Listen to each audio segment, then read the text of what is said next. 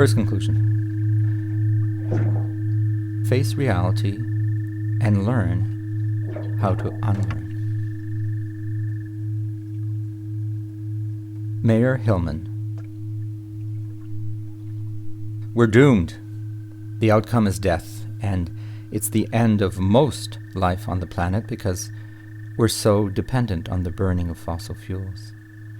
There's no means of reversing the process, which is melting the polar ice caps, and very few appear to be prepared to say so. Joan Sullivan. Even if we are doomed, and I think we are, I refuse to do nothing.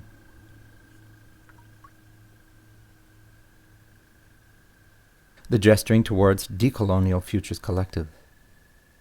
We need to walk a tightrope between desperate hope and reckless hopelessness, balancing rational and relational rigor.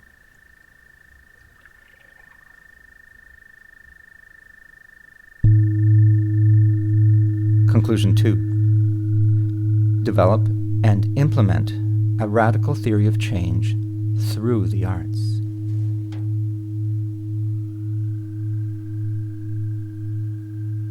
David Haley. We now need aesthetics to sensitize us to other ways of life, and we need artists to sensitize us to the shape of things to come. Jen Ray. The thing about a preparedness mindset is that you're thinking into the future. And so if one of those scenarios happens, you're already mentally prepared in some sort of way for it. David Maggs.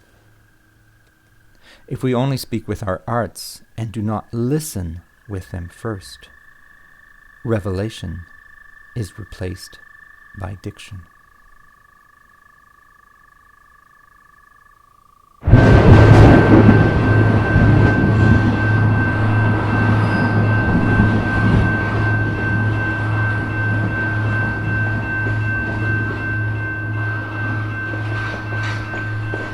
Conclusion 3. Transition out of modernity. The Gesturing Towards Decolonial Futures Collective. We are part of a much wider metabolism, and this metabolism is sick. There's a lot of shit for us to deal with, personal, collective, historical, systemic. Our fragilities are a big part of this. This shit needs to pass so that it can be composted into new forms of life, no longer based on the illusion of separability.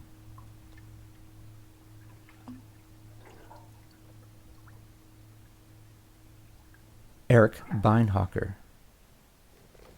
Humankind is in a race between two tipping points. The first is when the Earth's ecosystems and the life they contain tip into irreversible collapse due to climate change. The second is when the fight for climate action tips from being just one of many political concerns to becoming a mass social movement. The existential question is, which tipping point will we hit first?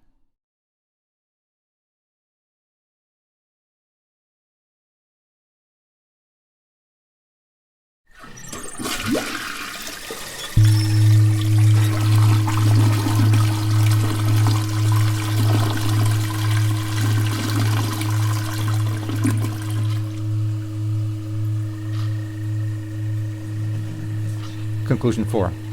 Change the story.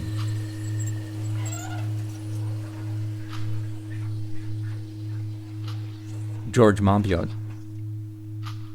Despair is the state we fall into when our imaginations fail. When we have no stories that describe the present and guide the future, hope evaporates. Political failure is, in essence, a failure of imagination. Without a new story that is positive and propositional rather than reactive and oppositional, nothing changes. But with such a story, everything changes.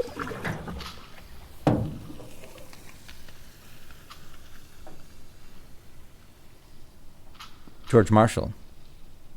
We need passionate storytellers to break habitual patterns, discover alternative values, and consider new perspectives.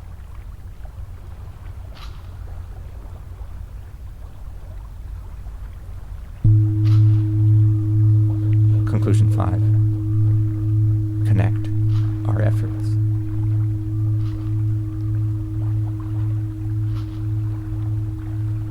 Todd Dufresne. Whoever survives these experiences will have a renewed appreciation for nature, for the external world, and for the necessity of collectivism in the face of mass extinction. Assad Rehman. Our goal is to keep our ideas and policies alive for when the politically impossible becomes the politically inevitable.